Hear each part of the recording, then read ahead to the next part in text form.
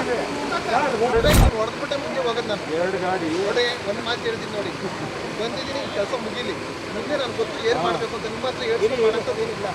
ಇಲ್ಲ ಇಲ್ಲಿ ನೋಡಿ ಸರ್, ಇಲ್ಲಿ ಮುಂದೆ ಹಿಂದೆ ಅಂತ ಏನಿಲ್ಲ. ನಾವು ಸರ್ಕಾರಿ ಕೆಲಸ ಮಾಡೋದಕ್ಕೆ ಬಂದಿದ್ದೀವಿ. ಏನು ನಾವು ಪ್ರೊಸೀಜರ್ ಏನಿದೆಯೋ ಅಂದರೆ ಮುಂದೆ ಆ ಥರ ಹಿಂದೆ ಅಂತ ಏನಿಲ್ಲ. ಒಂದು ಕಡೆಯಿಂದ ಬರ್ತಾ ಇದ್ದೀವಿ, ಹಿಂದೆ ನಾವು ಅನಂತನಗರ ಕಡೆ ಬಂದಿದ್ದೀವಿ. ಅನಂತನಗರದ ಒಟ್ಟು ಕೊನೆವರೆಗೂ ಇಲ್ಲಿ ಬಂದಿದ್ವಿ ಆಲ್ರೆಡಿ. ಅವತ್ತು ರಿಕ್ವೆಸ್ಟ್ ಮಾಡಿಕೊಂಡ್ರು ನಮ್ಮ ಹತ್ರ, ಒಂದು 2 ದಿವಸ ಟೈಮ್ ಕೊಡಿ ಸರ್, ನಾವು ಸರ್ವೆಗೆ ಹಾಕೋತೀವಿ ಅಂತ. ಇವತ್ತು ಸಹ ರೈಟಿಂಗಲ್ಲಿ ಬರ್ಕೊಟ್ಟವ್ರು ಅವರು. ಈಗ ಹೇಳಿದೆ ಅಲ್ವಾ, ಏನೋ MLA ಅವ್ರು ಹೇಳಿದ್ದಾರೆ, ಅದು ಹೇಳಿದ್ದಾರೆ, ಇದು ಹೇಳಿದ್ದಾರೆ ಅಂದ್ಕೊಂಡು ಅವ್ರ ಪ್ರೆಸರ್ ಏನಿದೆ ಅವ್ರದ್ದು ಗೊತ್ತಾಗಬೇಕಲ್ಲ ನಮಗೆ. ಒಂದು ಸಭೆನಾದರೂ ಮಾತಾಡಿದ್ರೆ, ತುರ್ತು ಸಭೆನಾದರೂ ಕರೆದಿದ್ರೆ ಅದರಲ್ಲಿ ತೀರ್ಮಾನ ಮಾಡ್ಬೋದಾಗಿತ್ತು. ಯಾವ ಆಧಾರದ ಮೇಲೆ ಬಂದಿದ್ದಾರೆ ಅಂತ ಕೂಡ ನಮ್ಗೆ ಗೊತ್ತಿಲ್ಲ. ಯಾವ ಕಾನೂನಲ್ಲಿ ಇದೆ ಒಂದು ಏಕಾಏಕಿ ಹೊಡೆಯೋದು ಅಂತ ಗೊತ್ತಿಲ್ಲ. ಬೆಂಗಳೂರು ಶರವೇಗದಲ್ಲಿ ಬೆಳೆಯುತ್ತಿರುವ ನಗರಿ, ಬೆಂಗಳೂರು IT-BT ನಗರಿ ಅಂತೆಲ್ಲ ಖ್ಯಾತಿ ಗಳಿಸಿರುವುದರ ಜೊತೆಗೆ ಬೆಂಗಳೂರು ಟ್ರಾಫಿಕ್ ನಗರಿ ಅಂತೇಳಿ ಕೂಡ ಕುಖ್ಯಾತಿಯನ್ನ ಗಳಿಸ್ಕೊಳ್ತಾ ಇದೆ. ಹಾಗಾಗಿ ಬೆಂಗಳೂರು ಟ್ರಾಫಿಕ್ ಸಿಟಿ ಆಗಿದೆ. ಗಂಟೆಗಟ್ಟಲೆ ಟ್ರಾಫಿಕ್ ನಲ್ಲಿ ಜನ ಸಿಲುಕ್ತಾ ಇದ್ದಾರೆ. ಕಾರಣ ರಸ್ತೆಗಳೆಲ್ಲವೂ ಕೂಡ ಕಿರಿದಾಗಿದೆ. ಇನ್ನು ಇದ್ದಂತ ರಸ್ತೆಗಳ ಅಕ್ಕಪಕ್ಕದಲ್ಲಿದ್ದಂತ ಫುಟ್ಪಾತ್ಗಳೆಲ್ಲವೂ ಕೂಡ ಒಂದೆಡೆ ಮಾಯವಾದರೆ ಮತ್ತೊಂದು ಕಡೆ ಒತ್ತುವರಿಯಾಗಿದೆ. ಇದು ಆಳುವ ಸರ್ಕಾರಗಳಿಗೂ ಕೂಡ ಒಂದು ರೀತಿಯಾದಂಥ ಕುಖ್ಯಾತಿಯನ್ನ ತಂದು ಕೊಡ್ತಿದೆ.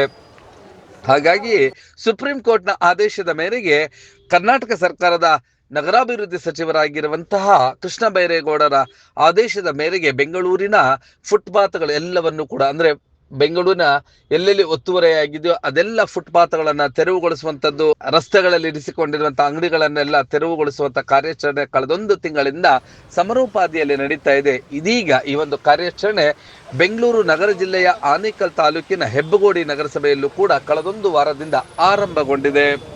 ಮೊದಲಿಗೆ ಅನಂತನಗರದಲ್ಲಿ ನಡೀತಾ ಇರುವಂತಹ ಈ ಒಂದು ಫುಟ್ಪಾತ್ ತೆರವು ಕಾರ್ಯಾಚರಣೆ ಇದೀಗ ವಾರ್ಡ್ ನಂಬರ್ 27ರಲ್ಲಿ ಇಲ್ಲಿ ಇಬ್ಬರು ವ್ಯಕ್ತಿಗಳ ನಡುವೆ ವೈಯಕ್ತಿಕ ಪ್ರಶ್ನೆಯಾಗಿ ಈ ಒಂದು ವಾದ ವಿವಾದ ಜಟಾಪಟಿ ಆರಂಭಗೊಂಡಿದೆ. ಈ ಒಂದು ಹೆಬ್ಬಗೋಡಿ ನಗರಸಭೆ ಹೀಗೆ ಶರವೇಗದಲ್ಲಿ ಅಭಿವೃದ್ಧಿ ಆಗುತ್ತೆ ಅಂತ ಯಾರು ಕೂಡ ಅನ್ಕೊಂಡಿರ್ಲಿಲ್ಲ. ಜೊತೆಗೆ ಇಲ್ಲಿನ ಭೂಮಿಯ ಬೆಲೆ ಹೀಗೆ ಗಗನಮುಖಿ ಆಗುತ್ತೆ ಅಂತ ಕೂಡ ಊಹೆಯೂ ಇರಲಿಲ್ಲ. ಈ ಒಂದು ಸಂಪಿಗೆ ನಗರ ವಾರ್ಡ್ ನ ಸುತ್ತಮುತ್ತಲು ಅಪಾರ್ಟ್ಮೆಂಟ್ಗಳು ಹಾಗೆ ಲೇಔಟ್ಗಳು ಬಂದಿರೋದ್ರಿಂದ ಇರುವಂತ ರಸ್ತೆಗಳೆಲ್ಲವೂ ಕೂಡ ಕಿರಿದಾಗಿದೆ. ಈ ಒಂದು ದ್ವಾರ ಬಾಗಿಲಿನಲ್ಲಿಯೇ 15ರಿಂದ 20 ಅಡಿ ಅಷ್ಟೇ ಅಗಲ ಇರುವಂತ ರಸ್ತೆಗಳಿದೆ. ಆದ್ರೆ ಮುಂದೋಗ್ತಾ ಇದ್ದಂತೆ ವಸುಂಧರಾ ಲೇಔಟ್ನ ದ್ವಾರ ಬಾಗಿಲಿನಲ್ಲಿ ಇಲ್ಲಿ ಈ ಹಿಂದೆ 60 ಅಡಿ ರಸ್ತೆಗೆ ಅಂತೇಳಿ ಕೃಷಿ ಭೂಮಿಯನ್ನೇ ಇಲ್ಲಿದ್ದಂಥವ್ರು ಬರ್ಕೊಟ್ಟಿದ್ರಂತೆ. ಅದು ನೋಂದಣಿ ಕೂಡ ಆಗಿದೆ. ಇದುವೇ ಈಗ ಆ ಭೂ ಮಾಲೀಕರಿಗೆ ತಲೆನೋವಾಗಿದೆ. ಈಗ ದಾಖಲೆಗಳಲ್ಲಿ ಇರುವಂತಹ 60 ಅಡಿ ರಸ್ತೆಯನ್ನ 60 ಅಡಿ ಮಾಡಲೇಬೇಕು ಅಂತೇಳಿ ಇಲ್ಲಿನ ನಗರಸಭೆಯ ಸದಸ್ಯರಾಗಿರುವಂತಹ ಕಾಂಗ್ರೆಸ್ನ ನಗರಸಭೆಯ ಸದಸ್ಯರ ಪತಿಯೋರ್ವರು ಹಠಕ್ಕೆ ಬಿದ್ದಿದ್ದಾರಂತೆ. ಇನ್ನಿಲ್ಲದ ಒತ್ತಡವನ್ನ ಹಾಕಿ ಆ ಒಂದು ಪ್ರಸ್ತುತ ಇರುವಂತಹ 40 ಅಡಿ ರಸ್ತೆ ಕಾಗದಗಳಲ್ಲಿ ಏನು ನೋಂದಣಿಯಾಗಿದೆ ಅಂದ್ರೆ ರಿಜಿಸ್ಟರ್ ಆಗಿದೆ 60 ಅಡಿ ರಸ್ತೆ ಆಗಲೇಬೇಕು ಅಂತೇಳಿ ವೈಯಕ್ತಿಕ ಪ್ರಶ್ನೆಯನ್ನಾಗಿಸಿಕೊಂಡು ಆ ಒಂದು ವೈಯಕ್ತಿಕ ಜಿದ್ದಿಗೆ ಬಿದ್ದು ಅಧಿಕಾರಿಗಳ ಮೇಲೆ ಶಾಸಕರಿಂದ ಮತ್ತು ಇತರೆ ನಗರಸಭೆಯ ಸದಸ್ಯರುಗಳಿಂದಲೂ ಕೂಡ ಒತ್ತಡ ಹಾಕಿ ಈಗ ಅದು ಜಟಾಪಟಿಯ ಸ್ವರೂಪವನ್ನ ಪಡ್ಕೊಂಡಿದೆ. ಇದು ಇಬ್ಬರ ನಡುವೆ ವೈಯಕ್ತಿಕ ಪ್ರಶ್ನೆ ಆಗಿದೆ. ಕಾಂಗ್ರೆಸ್ ನಗರಸಭೆಯ ಸದಸ್ಯರ ಪತಿಯಾಗಿರುವಂತ ನಾರಾಯಣಸ್ವಾಮಿ ತನ್ನ ಪ್ರಭಾವವನ್ನ ಬಳಸಿ ಈಗ ಅವರಿಗೆ ಎದುರಾಳಿಯಾಗಿರುವಂತಹ ಚಿನ್ನಸ್ವಾಮಿ ಮತ್ತು ಅವರ ಕುಟುಂಬದ ಮೇಲೆ ಇನ್ನಿಲ್ಲದಂತ ಒತ್ತಡವನ್ನ ಹಾಕಿ ಆ ಒಂದು ತೆರವು ಮಾಡಬೇಕು ಅಂತೇಳಿ ಹಠಕ್ಕೆ ಬಿದ್ದಿದ್ದಾರಂತೆ. ಇದರ ನಡುವೆ ವಿಲವಿಲ ಅಂತೇಳಿ ಒದ್ದಾಡ್ತಾ ಇರುವಂತವರು ಅಧಿಕಾರಿಗಳು ಇವತ್ತು ಆ ಒಂದು ರಸ್ತೆ ತೆರವು ಕಾರ್ಯಾಚರಣೆಗೆ ಬಂದಂತ ಸಂದರ್ಭದಲ್ಲಿ ನಡೆದಂತ ವಾಗ್ವಾದಗಳ ಆ ಎಲ್ಲ ದೃಶ್ಯಗಳನ್ನ ನೋಡೋಣ ಬನ್ನಿ.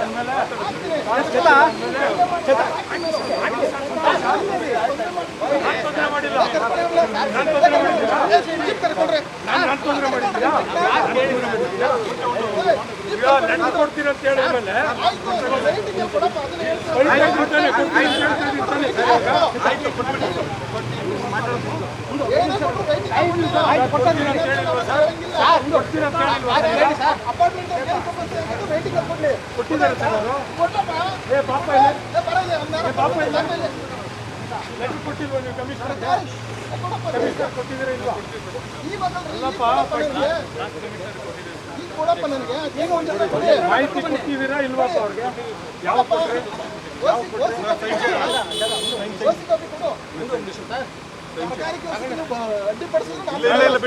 ನಾವು ರೈಟ್ಸ್ ಕೇಳ್ತಾ ಇದ್ದೀವಿ. ಇನ್ನೇನು ಕೇಳ್ತಾ ಇದ್ದೀನಿ? ನನ್ನ ಮನೆ ಕೇಳ್ತಾ ನನ್ನ ಮನೆ ಕೇಳ್ತಾ ಮಾತಾಡಿ. ಒಂದು ವಾರದಿಂದಲೂ ಕೂಡ ಈ ಒಂದು ಸಂಪಿಗೆ ನಗರ ವಾರ್ಡ್ ನಂಬರ್ 27ರಲ್ಲಿ ಎಲ್ಲ ರಸ್ತೆಗಳನ್ನು ತೆರವುಗೊಳಿಸುವಂತ ಕೆಲಸವನ್ನ ಮಾಡ್ತಿದ್ದಾರೆ. ಈಗಾಗಲೇ ಮನೆಗಳು ನಿರ್ಮಾಣ ಆಗೋಗಿದೆ. 15ರಿಂದ 20 ಅಡಿ ರಸ್ತೆ ಸಿಗುವಂತದ್ದೇ ಕಷ್ಟಕರವಾಗಿದೆ. ಸಂಪಿಗೆ ನಗರದ ದ್ವಾರಬಾಗಿಲೆ ಈ ಸ್ಥಿತಿ ಆದ್ರೆ ಇನ್ನು ಒಳಗಡೆ ಇರ್ತಕ್ಕಂಥ ಎಲ್ಲ ರಸ್ತೆಗಳು ಕಿಷ್ಕಿಂದೆಯಂತಾಗಿದೆ. ಇನ್ನು ವಸುಂಧರಾಲಯವಟ್ಟ ದ್ವಾರಬಾಗಿಲಿನಲ್ಲಿ ಇದು 60 ಅಡಿ ರಸ್ತೆ ಅಂತೇಳಿ ಈ ಹಿಂದೆ BMRDಗೆ ಇಲ್ಲಿನ ಕೃಷಿ ಭೂಮಿ ಹೊಂದಿದ್ದಂಥವ್ರು ಬರ್ಕೊಟ್ಟಿದ್ರಂತೆ. ಅದು ರಿಜಿಸ್ಟರ್ ಕೂಡ ಆಗಿದೆ.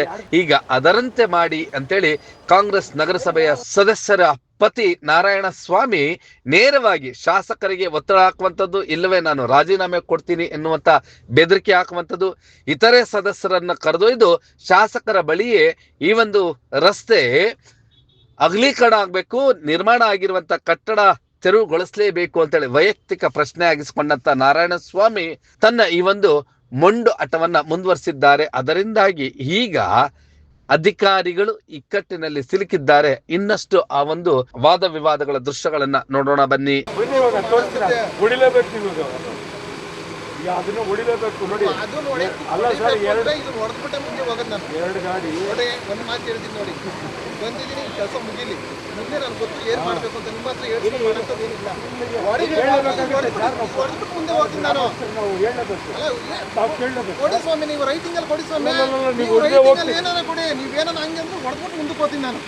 ಸರ್ ಇವಾಗ ನಾನು ದೌರ್ಜನ್ಯ ಮಾಡ್ತೀರಾ ಸರ್ ನೀವು? ಅಲ್ಲ, ನೀವು ದೌರ್ಜನ್ಯ ಮಾಡ್ತಿರೋದು, ನೀವು ದೌರ್ಜನ್ಯ ಮಾಡ್ತಿರೋದು. ಈಗ ದೌರ್ಜನ್ಯ ನಾನಲ್ಲ, ತಾವು ಹೇಳ್ತಾರೆ ಹೋಗ್ತೀನಿ ಅಂತ ಕೊಡಿ, ಏನ್ ಬರ್ಕೊಟ್ಟು ಎಲ್ಲ ಬರ್ಕೊಡಿ, ತೆಗೆದಾಕ್ತೀವಿ. ನೀವೇನ್ ಬಾಯಲ್ಲಿ ಈಗ ಲಾಸ್ಟ್ ಟೈಮು ಲೆಟರ್ ಕೊಟ್ವಿ. ಅಲ್ಲ, ನೀವು ಬಾಯಲ್ಲಿ ನಾನು ಹೇಳ್ತಾ ಇದ್ದೀನಿ, ನಾನು ಬಾಯಲ್ಲಿ ಹೇಳಂತದ್ದು ಏನಿಲ್ಲ. ಕೊಡಿ ರೈಟಿಂಗ್ ಅಲ್ಲಿ ಏನ್ ಬೇಕು ನಗರಸಭೆ ಲೆಟರ್ ಕೊಟ್ಟಿದ್ದೀವಿ ಸರ್.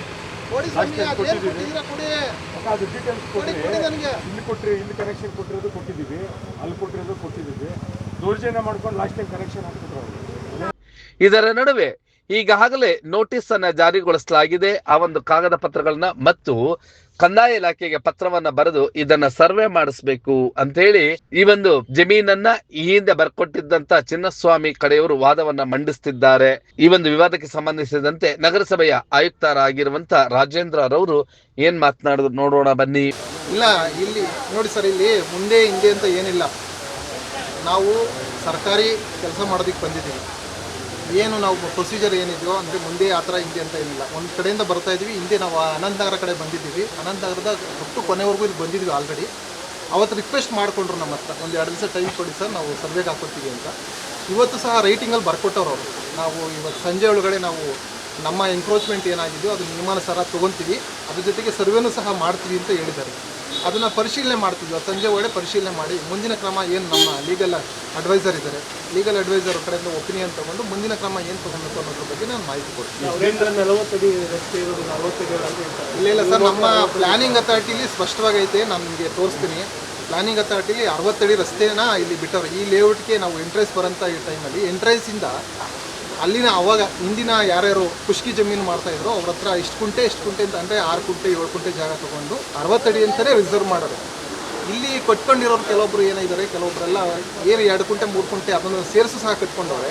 ಅದ್ರ ಪೂರ್ಣ ಮಾಹಿತಿಯನ್ನು ಮಾನ್ಯ ತಹಸೀಲ್ದಾರ್ ಅವ್ರ ಕಡೆಯಿಂದ ಪಡೆದು ಮುಂದಿನ ದಿನಗಳಲ್ಲಿ ಅಂದರೆ ಇನ್ನೊಂದು ವಾರದೊಳಗಡೆ ಬರ್ತೀವಿ. ಮತ್ತೆ ಏನು ಪ್ರೊಸೀಜರ್ ಪ್ರಕಾರ ಏನು ಬೇಕೋ ಅದನ್ನ ಖಂಡಿತ ಮಾಡಿ. ಇದು ಸಹಜವಾಗಿ ಇದು ಕಾಂಗ್ರೆಸ್ ಮತ್ತು ಬಿಜೆಪಿ ಅಂತೇಳಿ ವಾದ ವಿವಾದಗಳು ವೈಯಕ್ತಿಕ ಪ್ರಶ್ನೆಯಾಗಿ ಮಾರ್ಪಟ್ಟಿದೆ. ಹಾಗಾಗಿ ಇಲ್ಲಿಗೆ ಆಗಮಿಸಿದಂತಹ ಬಿಜೆಪಿಯ ನಗರಸಭೆಯ ಸದಸ್ಯ ಶ್ರೀನಿವಾಸ್ ರೆಡ್ಡಿ ಈ ಒಂದು ವಿವಾದದ ಬಗ್ಗೆ ಮಾತನಾಡಿದ್ದು ಹೀಗೆ. ಅದರಿಗೆ ಆದಂಥ ಒಂದು ಕಾನೂನು ಪ್ರಕಾರ ಮಾಡಬೇಕಾಯಿತು. ಆದರೆ ನಮ್ಮ ಕಮಿಷನರ್ ಯಾಕೆ ಬಂದರು ಅಂತ ನಮಗೂ ಗೊತ್ತಾಗ್ತಾ ಇಲ್ಲ. ಯಾಕಂದರೆ ಮೀಟಿಂಗಲ್ಲಿ ಮಾಡಬೇಕಾಯಿತು, ಮೀಟಿಂಗಲ್ಲಿ ಯಾವುದೇ ಒಂದು ಪಾಸು ಮಾಡಲಿಲ್ಲ. ಯಾವ ಪ್ರೆಸರ್ ಮೇಲೆ ಬಂದಿದ್ದಾರೆ ಅಂದ್ಬಿಟ್ಟು ಕೆಲವೊಂದು ವಿಚಾರ ಗೊತ್ತಾಯಿತು. ಸುಮ್ಮನೆ ಎಮ್ ಎಲ್ ಎ ಹೇಳಿದ್ದಾರೆ ಅನ್ನೋದು ಅದು ಅವ್ರ ಮೇಲೆ ಆಪಾದನೆ ಬರೋದು ಬೇಡ. ಎಮ್ ಎಲ್ ಎ ಅವರು ನನಗೆ ಗೊತ್ತಿದ್ದಂಗೆ ಹೇಳಿರೋದಿಲ್ಲ. ಕಾರ್ಯಾಚರಣೆ ಮಾಡಿರಿ, ಮನೆಗಳು ಹೊಡೀರಿ ಅಂತ ಹೇಳಿರೋದು ನಮಗೆ ಫುಟ್ಪಾತ್ ತೆರವು ಮಾಡೋಕ್ಕೆ ಮಾತ್ರ ಹೇಳಿರೋದು. ಮನೆಗಳು ಹೊಡೆಯೋದು, ರಸ್ತೆಗಳಿಲ್ದಿರಂಗೆ ಮನೆಗಳಿಗೆ ಮಾಡೋದು ಅದನ್ನೆಲ್ಲ ನಮಗೆ ಇನ್ನೂ ಕಾನೂನಲ್ಲಿ ಕೂಡ ಅವಕಾಶ ಇಲ್ಲ. ಹಾಗಾಗಿ ಏನೋ ಬಂದಿದ್ದಾರೆ. ಹಾಗಾಗಿ ನಾವು ಮೀಟಿಂಗಲ್ಲಿ ಮಾತಾಡ್ತೀವಿ. ಅದೇ ಥರ ತಹಸೀಲ್ದಾರ್ಗೇನೋ ಬರಿತೀನಿ ಅಂತ ಹೇಳಿದ್ದಾರೆ. ಯಾಕಂದರೆ ರಸ್ತೆ ಎಲ್ಲಿದೆ ಅಂದ್ಬಿಟ್ಟು ಇನ್ನೂ ನಗರಸಭೆಗೆ ಗೊತ್ತಿಲ್ಲ. ರಸ್ತೆ ಗುರುತಿಸ್ಬೇಕು ತಹಸೀಲ್ದಾರ್ ಬಂದು, ರಸ್ತೆ ಇಲ್ಲೇ ಬರ್ತದೆ ಅಂತ ಹೇಳಿದಾಗ ಆವಾಗ ಬೇಕಂದರೆ ಕಾರ್ಯಾಚರಣೆ ಮಾಡ್ಬೋದು, ಇಲ್ಲ ನೋಟಿಸ್ ಕೊಡ್ಬೋದು. 7 days ಬಿಫೋರ್ ನೋಟಿಸ್ ಕೊಟ್ಟು ಹೊಡಿಬೇಕಾಗ್ತದೆ.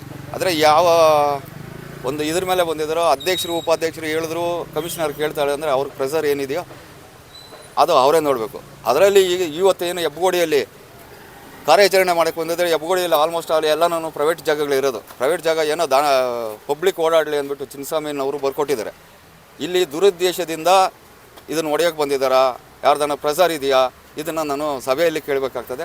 ಹಾಗಾಗಿ ಜಾಗ ಗುರುತಿಸೋ ತನಕ ಅವ್ರು ಕಾಲಾವಕಾಶ ಕೊಡಿ ಅಂತ ಕೇಳಿದ್ದೀವಿ. ಕಾಲಾವಕಾಶ ಕೊಟ್ಟಿದ್ದಾರೆ, ನೋಡೋಣ. ಅಲ್ಲ ಈಗ ಹೇಳಿದೆ ಅಲ್ವಾ, ಏನೋ ಎಮ್ ಎಲ್ ಎ ಅವ್ರು ಹೇಳಿದ್ದಾರೆ, ಅದು ಹೇಳಿದ್ದಾರೆ, ಇದು ಹೇಳಿದ್ದಾರೆ ಅಂದ್ಕೊಂಡು ಅವ್ರ ಪ್ರೆಸರ್ ಏನಿದೆ ಅವ್ರದ್ದು ಗೊತ್ತಾಗಬೇಕಲ್ಲ ನಮಗೆ. ಒಂದು ಸಭೆನಾದರೂ ಮಾತಾಡಿದ್ರೆ, ತುರ್ತು ಸಭೆನಾದರೂ ಕರೆದಿದ್ರೆ ಅದರಲ್ಲಿ ತೀರ್ಮಾನ ಮಾಡ್ಬೋದಾಗಿತ್ತು. ಯಾವ ಆಧಾರದ ಮೇಲೆ ಬಂದಿದ್ದಾರೆ ಅಂತ ಕೂಡ ನಮ್ಗೆ ಗೊತ್ತಿಲ್ಲ. ಯಾವ ಕಾನೂನಲ್ಲಿ ಇದೆ ಬಂದು ಏಕಾಏಕಿ ಹೊಡೆಯೋದು ಅಂತೂ ಗೊತ್ತಿಲ್ಲ. ಫುಟ್ಪಾತ್ ತೆರವು ಕಾರ್ಯಕ್ರಮಕ್ಕೆ ಚಾಲನೆ ಕೊಟ್ಟಿದ್ದಾರೆ. ಆದರೆ ಫುಟ್ಪಾತ್ ಏನೋ ತಳ್ಳ ಗಾಡಿಗಳಿಗೆ ಜನಗಳಿಗೆ ತೊಂದರೆ ಆಗದಿರಂಗೆ ಮಾಡಿ ಅಂತ ಇವರು ಏಕಾಏಕಿ ಬಿಲ್ಡಿಂಗ್ಲೇ ಹೊಡಿತೀನಿ ಅಂತ ಬಂದಿದ್ದಾರೆ. ಫ್ರಂಟಲ್ಲಿ ನೋಡಿದ್ರೆ ಒಂದು ಬಿಲ್ಡಿಂಗೇ ಹೋಗ್ತಾ ಇದೆ, ಆ ಬಿಲ್ಡಿಂಗ್ ಹೊಡಿತಾ ಇಲ್ಲ. ಇವ್ರು ಮನೆಗೆ ಓಡಾಡೋಕ್ಕೆ ರಸ್ತೆ ಮಾಡ್ಕೊಂಡಿದ್ದಾರೆ, ಅದನ್ನು ನೋಡಿತೀವಿ ಅಂತ ಬಂದಿದ್ದಾರೆ. ಯಾವ ಇದ್ರ ಮೇಲೆ ಮಾಡಿದರೆ ನಾವು ಸಭೆಯಲ್ಲಿ ತೀರ್ಮಾನ ಮಾಡಬೇಕಾಗ್ತದೆ.